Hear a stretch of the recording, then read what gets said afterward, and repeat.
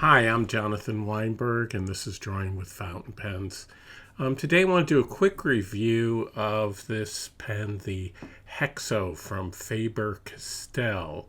I want to do this quickly because on Amazon this pen is just $14.22, but it normally goes for around $40, and I think it's a very nice pen.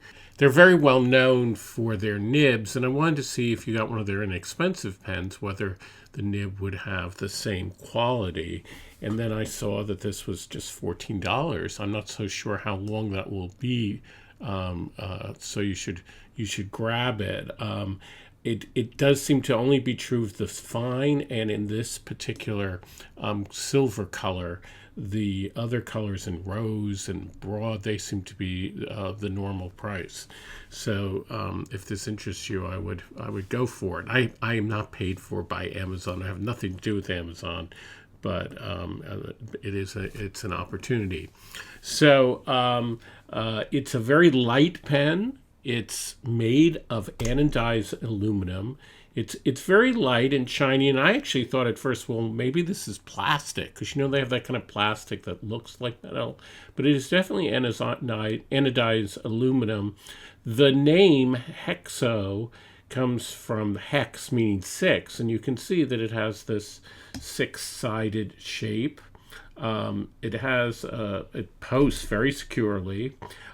It has a pretty large section, which appears, and probably does on the camera, to be black and opaque, but actually it's translucent.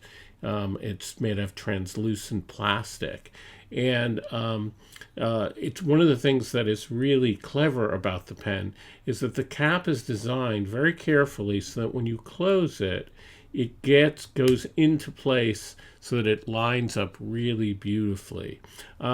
It has a nice looking clip. It reminds me a lot actually of some of the modern Pelikan pens. The problem with the clip is that it's very tight, and so it's a bit hard to get it onto your shirt.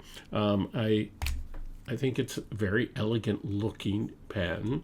It's a bit light, but it posts very securely, and it's a nice size. It's a nice weight, and the section is very comfortable, very nice looking. I appreciate actually the nib is a number 5 nib, but one of the things I like about it is that it's a standard looking nib. It's unlike Lamy and some of the more inexpensive Pelikan pens that have a nib that is a bit, proprietary. This looks more like a standard fountain pen nib, and my guess is actually you could take it off of this pen and put it onto another pen if you wanted to. If you look at the finial, it has it's rounded, and it has the logo of Faber-Castell on the top, and on the bottom it also is rounded. It's very nice. Again, I think it's very elegant, very nice looking. It's not trying to be fancy. It's not trying to overwhelm you with its looks, and yet I think it's very nice looking. One thing that I wish it had is I wish this was more translucent so you could actually see what's going on with the cartridge. I wish it had an ink window, in other words. This takes standard international converter or standard international cartridge. Now, I've noticed with converters now that take international converter cartridge, you have to be a bit careful. That phrase is used a lot, and a lot of Chinese pens, for example, will use international cartridges, but the converters that come with them won't work in this pen. They're a little too wide. I've noticed that obviously Faber-Castell's converters will work, but also Pelikan's converters will work. So they tend to, I would say they're almost like European international converter sizes, rather than thinking about it as international. Also, the way it screws in is very nice. It has it sort of stops so that you don't over screw it into the pen.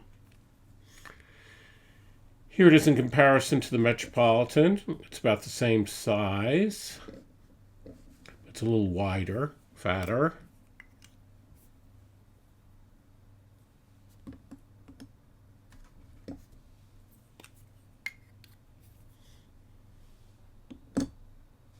And posted, it's almost exactly the same size. So that sort of gives you an indication of who they see as the competitor for a pen like this. And here you can see that it's smaller, at least posted, than the Lamy Safari, which is again also on the same price point. So as always, I'm going to do a writing sample, and I will also do a little drawing and to try it out. It's a fine.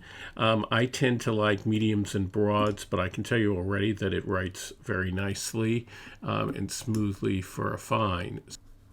This is the Faber-Castell Hexo Fine. It is diamine oxblood, and this is rhodia paper, and let's see, so it's not super wet, it's a little dry actually, and there's almost just a little bit of line variation.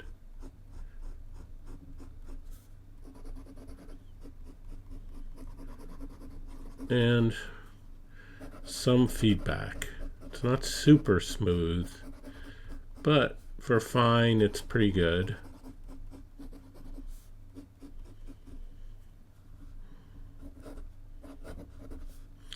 The quick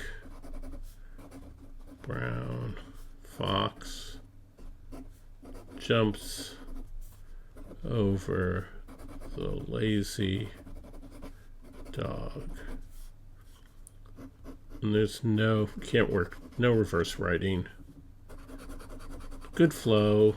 Well, decent flow. I would like it to be a little wetter, I would say, but it's fine.